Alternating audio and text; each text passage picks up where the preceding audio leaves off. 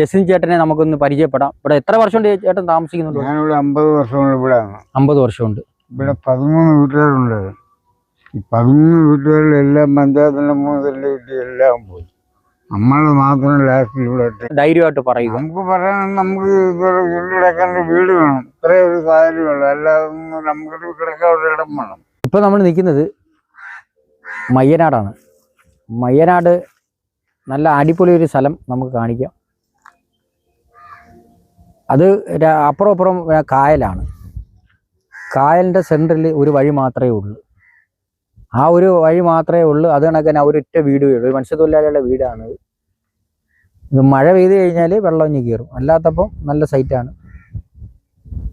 കായലാണ്, രണ്ട് സൈഡിലും കായലാണ്. അതിന് സെൻറ്ററിൽ മാത്രം ഒരു വഴിയുണ്ട്.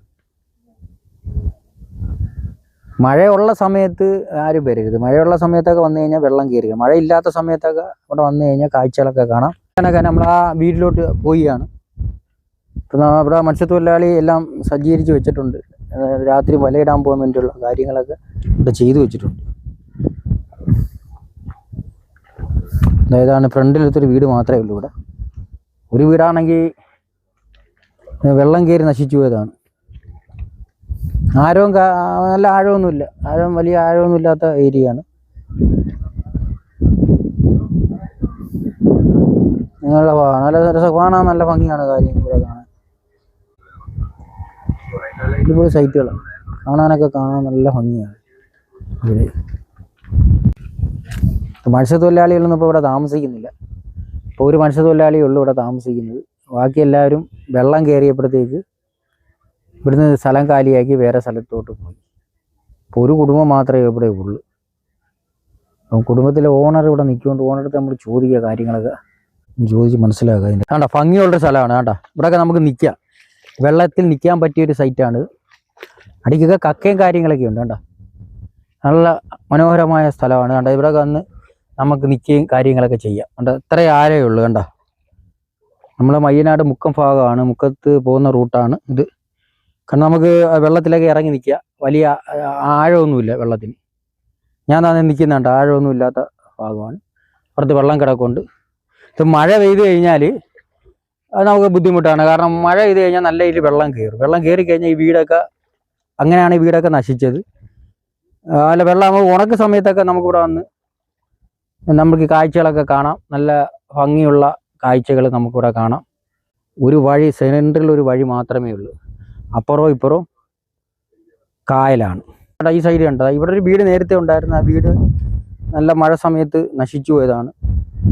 കണ്ട അപ്പുറവും ഇപ്പുറവും കായലാണ്. കണ്ട ഈ നടുക്കും കൂടെയാണ് നമ്മൾ നടന്നു. കണ്ട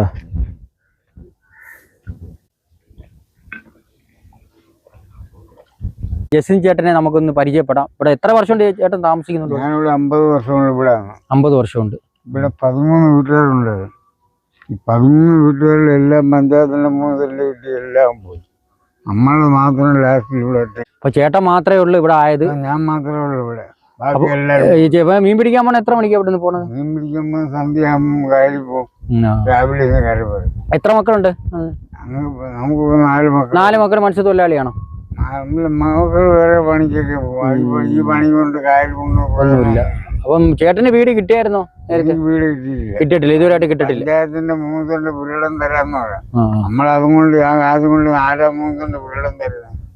അപ്പൊ 2 ലക്ഷം രൂപ തരും. അത് അനുഭവിച്ചു. അതുകൊണ്ട് നമ്മളെ കരയിലും ചെന്ന് 3 സെന്റ് വസ്തു വെച്ച് ആരും തരത്തില്ല. ഇപ്പഴത്തെ വില അനുസരിച്ച് 3 സെന്റിനൊക്കെ നല്ല വില കൊടുക്കണം. എന്നാലേ നമുക്ക് വീട് വെക്കാനൊക്കെ ഉള്ള ഒരു സ്ഥലം കിട്ടത്തുള്ളൂ. അവര് തരുന്ന 2 ലക്ഷം കൊണ്ട് നമുക്ക് 3 സെന്റ് ആരും തരുന്നത്. അങ്ങനെ നമ്മളിവിടെ ഒറ്റപ്പെട്ട് ഇങ്ങനെ ഒറ്റയ്ക്കായി. അപ്പൊ ഈ കായലും നമ്മൾ ഈ രണ്ട് അപ്പുറം കായല, അതിന്റെ സെന്ററിലല്ലേ ഇപ്പൊ ഈ വീടുകളെല്ലാം നിൽക്കുന്നത്. അപ്പൊ ഈ മഴ പെയ്ത് കഴിഞ്ഞാല് ഈ വെള്ളം ഫുള്ള് കയറുമോ വീടിനകത്ത്? നമ്മളെപ്പോഴത്തെ കാര്യം മക്കളുടെ വീട്ടിൽ ഇവിടെ വീണ്ടും വെള്ളം ഇറങ്ങുമ്പോൾ നമ്മൾ പിന്നും ഇവിടെ വരും. അന്നേരം ഇത് നമ്മൾ മഴ സമയത്ത് വന്നു കഴിഞ്ഞാല് ഈ ഇവരൊന്നും ഇവിടെ താമസിക്കത്തില്ല. ഈ ഒരാളുണ്ടെങ്കിലും അവരെ മക്കളെ വീട്ടിലാണ് പോയി താമസിക്കുന്നത്. കാരണം ഇവരെയൊക്കെ എന്ന് പറഞ്ഞാൽ ഈ ബുദ്ധിമുട്ടെന്ന് പറയുന്നത് ഈ വീടില്ല.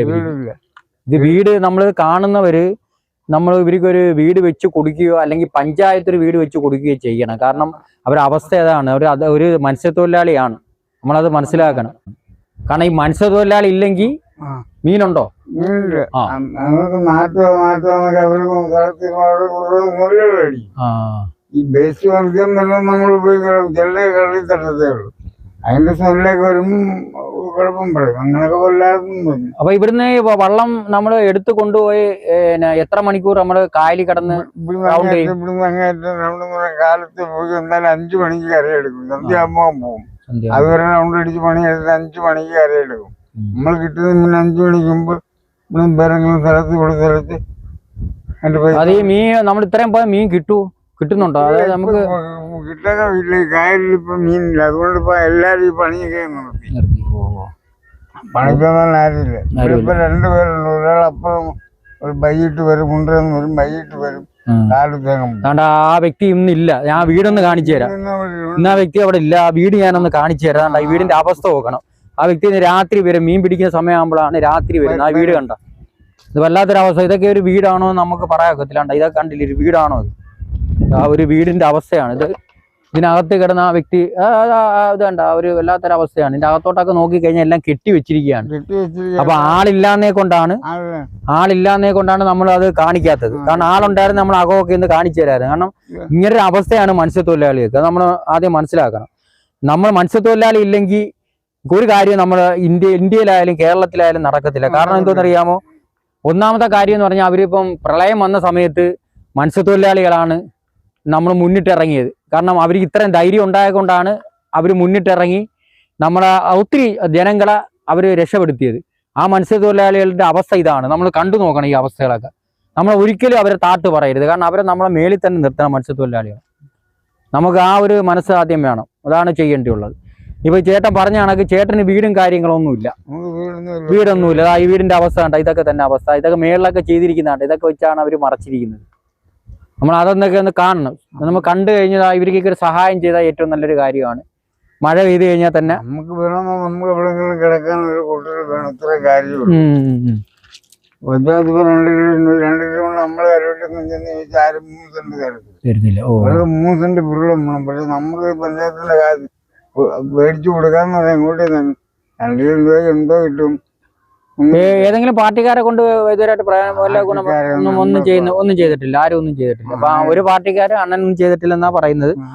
കാരണം ഇതിപ്പം അതായത് ഞങ്ങളെ പോലുള്ള ജനങ്ങൾ ഇത് ഈ വീഡിയോ എടുത്തിടുമ്പോഴാണ് അധികാരികൾ ഇത് കാണുകയും ഇവർക്കൊരു നല്ലൊരു വാഗ്ദാനങ്ങൾ നൽകിയാണെങ്കിൽ അത് നല്ലൊരു കാര്യമാണ്. കാരണം ഇത്രയും പ്രായം ചെന്നൊരു വ്യക്തി. അപ്പൊ നമ്മളൊരു അച്ഛൻ്റെ നമ്മുടെ അച്ഛൻ്റെ ഒരു പ്രായമാണ്. എന്നിട്ട് നമ്മളാ ഈ ചേട്ടൻ ഇത്രയും നേരം പറഞ്ഞത് പോലും നമുക്കത് മനസ്സിലായി. കാരണം നമുക്കിത് ചെയ്യാനൊക്കത്തില്ല. ഇത് കാണുന്നവരെങ്കിലും ഒരു സഹായം ഇവർക്ക് ചെയ്യുകയാണെങ്കിൽ ഏറ്റവും നല്ലൊരു നമുക്കൊരു കടമയാണെന്ന് നമുക്ക് കടമപ്പാടാണ്. കാരണം അവര് മത്സ്യത്തൊഴിലാളികളെ നമ്മൾ എപ്പോഴും നമ്മൾ നല്ല ഈ പ്രോത്സാഹനം അവർക്ക് കൊടുക്കണം. കടലിൽ അവർ പോകുന്നത് നമ്മൾ കണ്ടു കഴിഞ്ഞാൽ സങ്കടം വരും. അല്ലേ? കടലിൽ പ്രോത്സാഹനം ചെയ്യുന്ന ആരും ഇതിനു വേണ്ടി അത്രണ്ട് ചെയ്യുന്ന ആളുകൾക്ക് മുമ്പൊക്കെ ഉള്ള ആളുകളുണ്ടായിരുന്നു. ഇപ്പോൾ ഉള്ള ആരും രാഷ്ട്രീയം വന്നാലും എല്ലാവരും ഈ പാവപ്പെട്ടവനെ എങ്ങനെ വെള്ളത്തിലാക്കും? അത് ഈ കടലിൽ വീണ് കഴിഞ്ഞാലും നിങ്ങൾക്ക് സേഫ്റ്റി ഇല്ലല്ലോ. ആരെങ്കിലും സേഫ്റ്റി ഉണ്ടാവും? നമുക്ക് സേഫ്റ്റിനൊന്നുമില്ല. നമ്മളിവിടെ തന്നെ കായലിൽ വീണ് 10 പോയപ്പോ 60 വയസ്സ് കഴിഞ്ഞതിന്റെ പേര് ഒന്നുമില്ല. 60 വയസ്സ് വരെ എന്തെങ്കിലും പൈസ കിട്ടിയാണ്. അത് 60 വയസ്സ് കഴിഞ്ഞെങ്കിൽ മാത്രമേ നമുക്ക് അതിൻ്റെതായ ഒരു ആനുകൂല്യം കൂടെ ചേട്ടന് കിട്ടത്തുള്ളൂ. ഇപ്പൊ നമുക്ക് പെൻഷൻ മേടിച്ച് ജീവിച്ചോണം. അതെ കടലിന് മുമ്പ് എത്താലും ഒന്നും കിട്ടത്തില്ല. പെൻഷൻ മേടിച്ചോണ്ട് ജീവിച്ചാണ്. പെൻഷൻ മേടിച്ച് ജീവിച്ചാലും എങ്ങനെ വെച്ചാലും നല്ല കിടക്കാൻ ഇടവില്ല. അതാ ആഹാരം നമ്മൾ എന്ത് കഴിച്ചാലും കിടക്കാൻ ഒരു വീട് വേണ്ടേ? അതാണ് നമ്മൾ നോക്കേണ്ടിയുള്ളത്. കാരണം നമ്മൾ ഇത്രയും പ്രായം ചെന്നൊരു വ്യക്തിയാണ്. കാരണം നമ്മളത് മനസ്സിലാക്കണം. ആ പ്രായം ചെന്നൊരു വ്യക്തി ഇന്നും അത് കായലിൽ തന്നെ പോയി അതായത് കായലിൽ പോയി മീൻ കൊണ്ടുവന്ന് പുറത്തു കൊണ്ടുപോയി കച്ചവടം ചെയ്താണ് അവരെ ഉപജീവന മാർഗം മുന്നോട്ട് കൊണ്ടുപോകുന്നത്. ആഹാരം നമുക്ക് കഴിക്കുക, പക്ഷേ ഒരു വീടെന്ന് പറയുന്നത് ഈ ചോർന്നൊലിച്ച വീട്ടിൽ നമ്മൾ എങ്ങനെ കിടക്കും? നമ്മൾ നോക്കേ, മഴ പെയ്ത് കഴിഞ്ഞാൽ ഇതെല്ലാം വെള്ളം ഇതിന്റെ അകത്താണ്. നമ്മൾ ആദ്യം മനസ്സിലാക്കി. ഇങ്ങനത്തെ വീടുകളൊന്നും ഇപ്പം എവിടെയും കാണാനില്ല. ഇപ്പോൾ എല്ലാ മേഖലയിലും നല്ല അടിപൊളി വീടുകൾ പഞ്ചായത്തുകാർ വെച്ചു കൊടുക്കുന്നുണ്ട്. അന്നേരം അത് ഇവർക്ക് ഒരു സഹായം അങ്ങനെ ചെയ്യുകയാണെങ്കിൽ നല്ലൊരു കാര്യമാണ്. ഇത് മയ്യനാട് പഞ്ചായത്താണ് വരുന്നത്. മയ്യനാട് പഞ്ചായത്ത് തന്നെ. പഞ്ചായത്തിൽ ഇവിടെ അങ്ങനെ ഈ പഞ്ചായത്തിൽ ഇവിടെ ആകും. പഞ്ചായത്തുകാരും വീടൊന്നും വെച്ച് തന്നിട്ടില്ല, ആരും വന്നിട്ടില്ല. അതായത് പഞ്ചായത്തുകാരൊന്നും വീടൊന്നും വെച്ചൊന്നും കൊടുത്തിട്ടില്ല. നമുക്ക് വീട് വെച്ചിട്ട് പുഴ തന്നെ തരാന്ന് പറഞ്ഞാലും അവര് മേടിച്ച് നമ്മളെവിടെ പോയി തിരക്കുന്ന ആരും 2 എത്ര 3 സെന്റ് എത്രയാ തരുന്നത്? പഞ്ചായത്ത് 2 ലക്ഷം രൂപയ്ക്കൊന്നും നടക്കത്തില്ല. അതുകൊണ്ട് നമ്മൾ നാട് മുഴുവൻ നടന്നാലും ആരും 3 സെന്റ് തരത്തില്ല. അതാ ഇപ്പോഴത്തെ വില ഭയങ്കര വിലയാണ്. അല്ലെങ്കിൽ നമ്മൾ ചെയ്യേണ്ടതെന്ന് പറഞ്ഞാൽ ഈ ഫ്ലാറ്റിലൊക്കെ താമസിക്കൂ ചേട്ടൻ. ഫ്ലാറ്റൊക്കെ ഇനിയിപ്പോ ഫ്ലാറ്റിന് അപേക്ഷ കിട്ടിയില്ല. ഫ്ലാറ്റിന് ഫ്ലാറ്റ് കിട്ടിയാലും എന്ത് കിട്ടിയാലും ഇടം കിട്ടിയോ. ഇപ്പൊ ജനങ്ങൾക്ക് മുമ്പില് ഇപ്പൊ എന്തുവാണ് പറയാനുള്ളത്? അത് ചേട്ടൻ കറക്റ്റായിട്ട് ധൈര്യമായിട്ട് പറയുക. നമുക്ക് പറയാൻ നമുക്ക് കിടക്കാൻ വീട് വേണം, ഇത്രേ ഒരു കാര്യമുള്ളൂ. അല്ലാതെ നമുക്കൊരു കിടക്കാൻ ഒരു ഇടം വേണം, അതൊരു കാര്യമുള്ളൂ. ഒരു കിടക്കാൻ ഒരിടം വേണം ചേട്ടന്, വേറെ ഒന്നും വേണ്ട, കിടക്കാൻ ഒരു ഇടം വേണം, അത്രേ ഉള്ളൂ. ഞാൻ മാത്രമല്ല പെൻഷൻ മേടിക്കുന്ന നമ്മുടെ ഒരു ഭാര്യയുണ്ട്. എന്റെ ഭാര്യയുണ്ട്. ഭാര്യയ്ക്ക് വേണ്ട 2 വാക്ക് വേണമെങ്കിൽ സംസാരിക്കാം. അതിന്റെ വീടിന്റെ അവസ്ഥകളൊക്കെ ഒന്ന് കാണുന്നത്. ഇത് കണ്ടില്ലേ, നമ്മളൊരു കായലിന്റെ സെന്ററിലുള്ള ഒരു ഭാഗമാണ് ഇത് വരുന്നത്. ഇവിടെ കണ്ട ഈ വീട്ടിലാണ് ഇവർ കിടക്കുന്നത്. കണ്ട അവസ്ഥ കണ്ട, വല്ലാത്തൊരു അവസ്ഥയാണ്. ഇതൊക്കെ കണ്ട് നമ്മൾ മനസ്സിലാക്കണം. കാരണം ഈ ഒരു മത്സ്യത്തൊഴിലാളി കിടക്കുന്ന ഒരു വീടാണ്. മഴ പെയ്താൽ വെള്ളം ഇതിന്റെ അകത്താണ്. അതാ മഴ. കണ്ട, എന്താ പറയാനുള്ളത് ചേച്ചിക്ക്? എന്തോ എല്ലാം പറയാനുണ്ടെങ്കിൽ ഒന്ന് പറഞ്ഞു, അത് ജനങ്ങളൊന്നും അറിയട്ടെ ഇത് കാര്യങ്ങളൊക്കെ. എനിക്കൊന്നും പറയാനില്ല. ഞാൻ പഞ്ചായത്ത് ഇപ്പൊ പിന്നെ കിടക്കാടത്തിന്റെ കാര്യം അവര് പറയുന്നത് ഒരു ഫ്ലാറ്റ് തരാന്ന് പറഞ്ഞു. ഫ്ലാറ്റ് വേണ്ടെന്ന് പറഞ്ഞു. അപ്പൊ ഒരു ഫ്ലാറ്റ് വേണ്ട. ഈ ഫ്ലാറ്റിൽ ചിലവര് താമസിക്കത്തില്ല, ചിലവര് താമസിക്കും. നമുക്കൊരു അത്യാവശ്യത്തിന് ഇവർക്ക് ഒരു 3 സെന്റ് വസ്തു കിട്ടിക്കഴിഞ്ഞാല് ഒരു വീട് വെച്ച് അവര് താമസിക്കുവോ? 3 സെന്റ് വസ്തു കിട്ടിക്കഴിഞ്ഞാൽ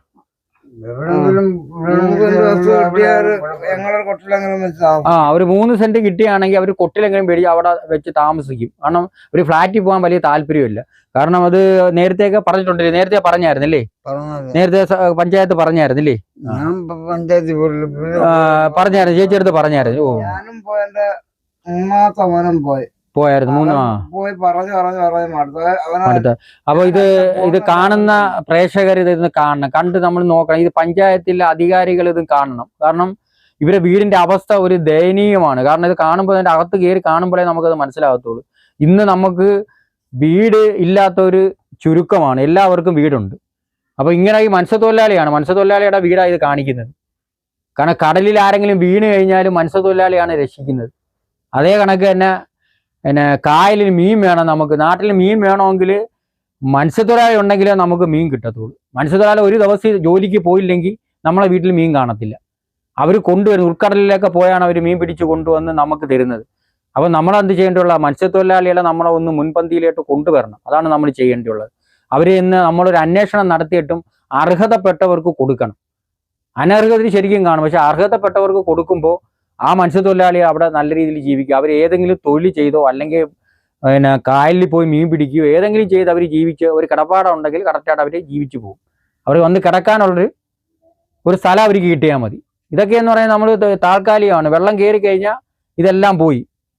ഇതിവിടെ അല്ല അവർ താമസിക്കേണ്ടുള്ള. കാരണം ഇവർക്ക് പുറത്തൊക്കെ ഒരു താമസ ഒരു ഏർപ്പാട് ചെയ്യുകയാണെങ്കിൽ നല്ലതാണ്. അവസ്ഥയൊക്കെ കണ്ടത് അകത്തൊക്കെ നമ്മൾ കിടക്കാൻ പോലെ. ആ മേളിലൊക്കെ കണ്ടില്ല, ഇതാ അതിന് മേളിൽ അവർ താറപ്പ വിരിച്ചിട്ടിരിക്കുകയാണ്. മേളിൽ കണ്ട ആ ഷീറ്റിന്റെ മേളിൽ താറപ്പ വിരിച്ചേ കൊണ്ടാണ് അത് വെള്ളം അകത്തോട്ട് വീഴാതിരിക്കാൻ വേണ്ടിയാണ് അവർ ആ ഷീറ്റ് എടുത്ത് മേളിയിട്ടിരിക്കുന്നത്.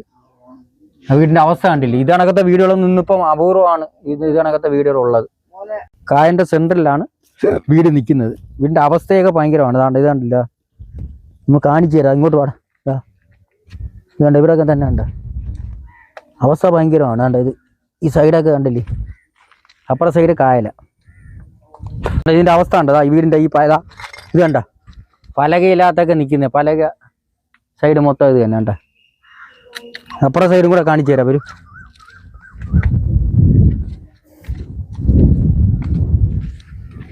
ഇപ്പുറത്തെ സൈഡും കൂടെ ഒന്ന് കാണിച്ചു തരാം. അത് വീട് കാണാനൊന്നും നമുക്ക് അത് ഇട്ട് മറച്ചു വെച്ചിരിക്കുന്ന വീടാണ്ട. ഇതിനകത്താണ് ഇവർ കിടക്കുന്നത്. നമ്മൾ നോക്കിയത് ഇത് എല്ലാവരും ഒന്ന് കാണണം, കണ്ട് ഇതൊക്കെ മനസ്സിലാക്കണം. കാരണം ഇത് ഒരു മത്സ്യത്തൊഴിലാളിയുടെ വീടാണ് നമ്മൾ മനസ്സിലാക്കണം. ആദ്യം വീഡിയോ നിങ്ങൾക്ക് ഇഷ്ടപ്പെടുകയാണെങ്കിൽ മറ്റുള്ളവർക്കൂടെ എത്തിച്ചു കൊടുക്കുക. ഇവർക്ക് ചെറിയ സഹായങ്ങൾ ചെയ്യാൻ താല്പര്യമുള്ളവർ ഇതിനകത്ത് ഞങ്ങൾ നമ്പർ കൊടുക്കും. ആ നമ്പർ ഇവരെ കോൺടാക്ട് ചെയ്യുകയോ ചെയ്താൽ മതി. കോൺടാക്ട് ചെയ്യുമ്പോഴത്തേക്ക് അവരുടെ ഏരിയയ്ക്ക് അവർ കറക്റ്റായിട്ട് പറഞ്ഞു തരും. അപ്പോൾ നിങ്ങൾ അവിടെ വന്ന് അന്വേഷിക്കുക. അന്വേഷിച്ചിട്ട് മാത്രം നിങ്ങൾ സഹായം ചെയ്യുക. അപ്പോൾ അടുത്തൊരു വീഡിയോ കാണുന്നവരെ